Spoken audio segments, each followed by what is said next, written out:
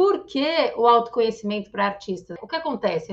Eu já ouvi, inclusive, né, de artistas, assim, de conversas assim do tipo, eu não quero, por exemplo, fazer uma terapia, me conhecer mais, acho que isso é bobagem, a arte já faz essa parte. E então é um fato que a arte ela mexe profundamente com a gente. Já vi até, inclusive, pessoas falarem, se eu me trabalhar demais, se eu souber muito sobre mim, eu vou acabar perdendo a espontaneidade da minha arte. Já vi pessoas falando sobre isso também. Então, vamos conversar aqui hoje para a gente desmistificar isso um tanto e entender qual que é a função do autoconhecimento. Porque eu sei que, como tudo, a gente pode ter uma visão esclarecida sobre isso, ou a gente pode se confundir também. A gente recebe muita informação, a carga de informação que a gente tem hoje, ela é muito grande, o que pode ser muito bom, mas pode também colocar algumas coisas para se perder.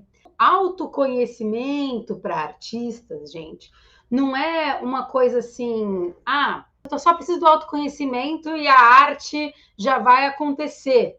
Não é isso. Não é tipo autoajuda para artistas, também não é isso. Certo? O meu ponto, o que eu trago aqui para vocês. Por que eu falo conexão e arte? Que é justamente como a gente aumenta o nosso nível de consciência, aumenta o nosso nível de conexão, para sim a gente poder ser mais criativo. Mas de que forma que isso acontece? Então, por exemplo, se você só faz um processo de autoconhecimento, gente, já vou limar isso aqui logo de cara. Se você faz um processo de autoconhecimento e você acha que você não vai precisar colocar a mão na massa e fazer arte, isso é um equívoco, ok? Mas vamos entender como é que o autoconhecimento sim pode ajudar a acelerar o seu processo artístico, isso sim pode acontecer, mas não substituir, certo, gente?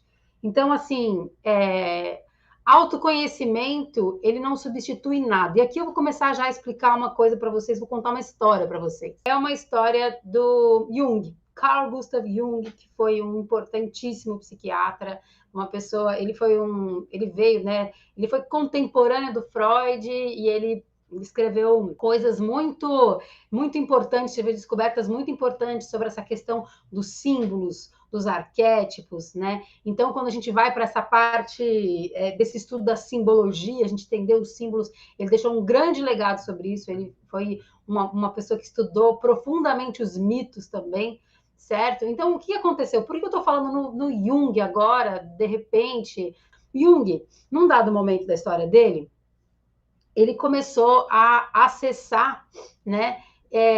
Acessar muito conhecimento e a acessar muitos símbolos, entender que essa parte simbólica da humanidade era uma coisa muito ampla e que nem era uma coisa só cultural, certo? Essa coisa simbólica, gente, isso é interessante a gente entender. Isso é uma coisa num nível que ele abarca a consciência da humanidade, não é uma consciência do povo brasileiro, do povo português, do povo, enfim, né, do Oriente, enfim, não importa o povo, se é um povo que é um povo mais aborígene, né, que tem uma cultura que a gente está ligado a uma coisa essas colonizações e tal, não é isso. Os mitos, os símbolos, isso são coisas que atingem a humanidade inteira, certo? Então, imagina só você, no seu estudo, acessando coisas que você precisa, que são, assim, de uma dimensão muito expandida de consciência, legal? Tá bom, o que aconteceu com ele? Lá num dado momento, ele falou assim, ele não falou, né? Porque ele não era de São Paulo, assim que nem eu. Ele falou assim: ele chegou num dado momento que ele percebeu que ele poderia pirar, que ele poderia enlouquecer mesmo. E aí, o que ele fez, gente? Vou contar uma coisa para vocês, assim, que é muito louca. Ele teve lá, dentro dos insights dele, ele resolveu construir uma casa, a casa dele, no próprio braço. Ele fez uma casa de pedra, mas ele ergueu a casa no próprio braço. Mas olha que interessante, a casa, ela é também a nossa estrutura psíquica. A representação, né? A casa, ela também representa a nossa estrutura psíquica. Então, imagina que ele construiu a casa dele, então ele foi organizar a estrutura psíquica dele. Ele falou assim, eu preciso colocar a mão na massa e fazer uma estrutura de pedra que tenha sustentação e força suficiente para eu dar conta, inclusive, de acessar todo esse conhecimento que eu estou acessando. Então, ele entendeu lá num dado momento que uma coisa era casada com a outra.